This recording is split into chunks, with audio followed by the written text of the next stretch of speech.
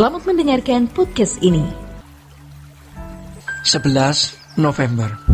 Shalom Bapak Ibu dan saudara-saudara yang terkasih di dalam Tuhan. Kebenaran pada saat ini berjudul martabat.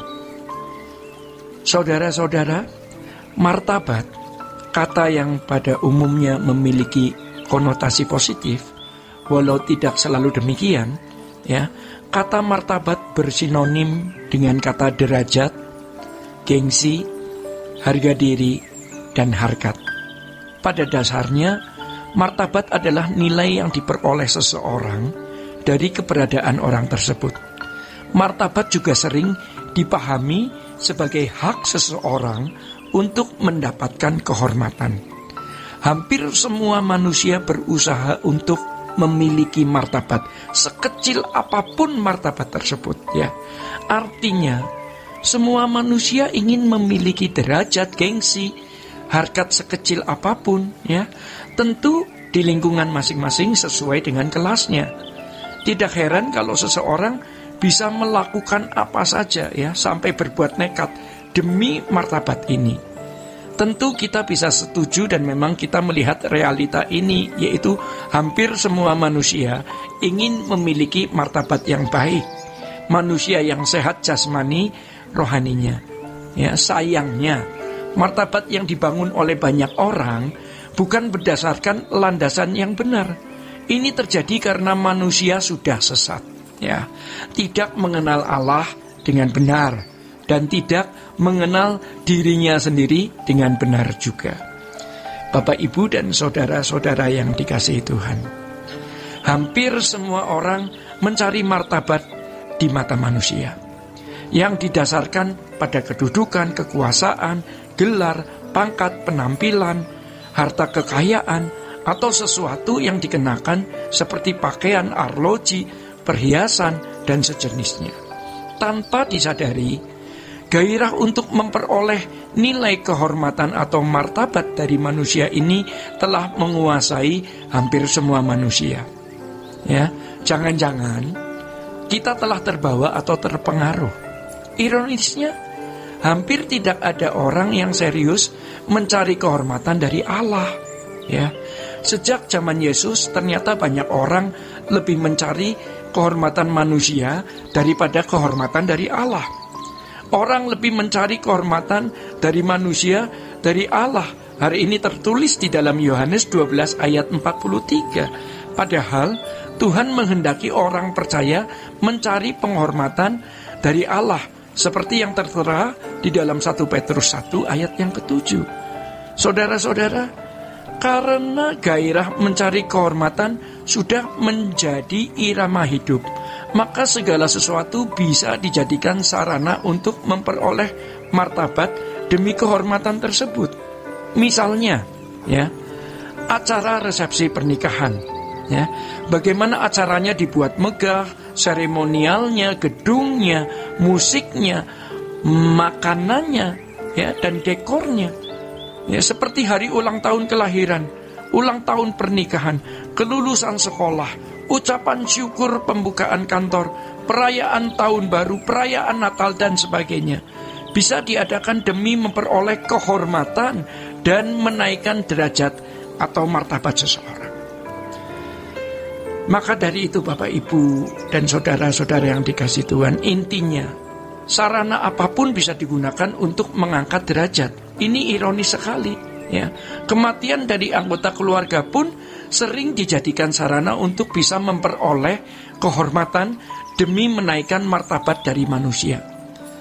Tidak salah sih kalau menaruh jenazah di ruangan besar dengan berbagai aksesoris, kalau memang tuan rumah atau keluarga memiliki porsi itu. Tidak keliru kalau menaruh jenazah di peti yang harganya mahal, jika memang kelas dan porsinya demikian. Tidak salah juga kalau berusaha menampilkan acara yang megah untuk menunjukkan kasih dan penghormatan kepada yang meninggal sesuai dengan kemampuan masing-masing individu. Tetapi menjadi salah, ya, kalau hal itu dilakukan untuk bisa membangun kehormatan demi martabat di mata manusia, demi mengangkat martabat.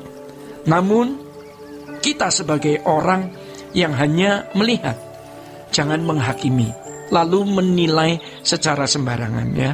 Jangan kita anggap itu selalu salah. Menjadi tidak salah kalau memang kelas dan porsinya ya. Tetapi bagi si keluarga atau si pelaku yang menyelenggarakan itu, hati-hati. Jangan mencari kehormatan demi menaikkan martabat dengan hal itu ya. Maka sikap hati kita harus benar. Jadi saudara-saudara, kalau kita pelakunya, kita harus memeriksa diri. Apakah dengan mengadakan pesta ini patut bagi diriku? Apakah kendaraan ini patut untuk kugunakan? Ya, saudara-saudara, kematian yang bermartabat artinya kematian yang terhormat atas orang percaya yang berkenan kepada Allah. Ya, maksud dari terhormat di sini adalah terhormat di mata Allah. Karena kematian adalah transisi ya. Masa transisi dari kefanaan menuju kekekalan. Dan bicara mengenai kekekalan ini pasti berada di dalam wilayah Allah. Jadi kalau bicara soal kematian yang bermartabat, ini bermartabat di mata Allah dan bernilai kekal. Orang yang kematiannya bermartabat adalah orang yang sejak hidup di bumi melakukan kehendak Bapa, sehingga memiliki pengakuan dari Allah Bapa, apakah dirinya benar-benar berkenan di hadapan Allah. Orang-orang seperti ini pasti ketika meninggal dunia dijemput Tuhan. Pasti Tuhan mengutus malaikat-malaikatnya untuk menjemput orang ini.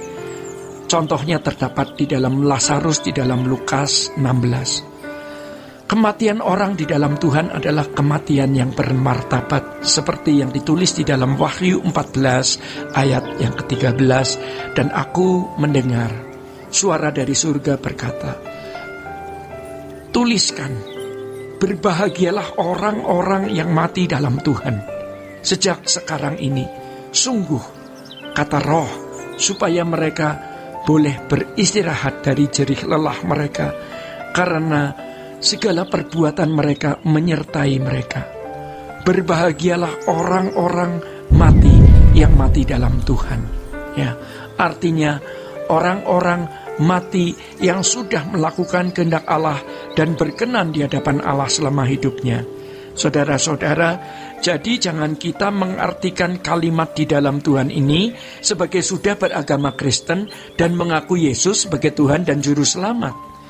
Jika seseorang mengaku Yesus sebagai Tuhan dan Juru Selamat setiap hari, tetapi jika kelakuannya tidak membuat dirinya berkenan atau tidak melakukan kehendak Bapa, hal itu akan percuma. Ya, seseorang yang beragama Kristen tapi tidak melakukan kehendak Allah atau tidak berkenan di hadapan Allah, belumlah bisa dikatakan di dalam Tuhan. Demikian kebenaran saat ini. Tuhan Yesus memberkati. Sola Gracia.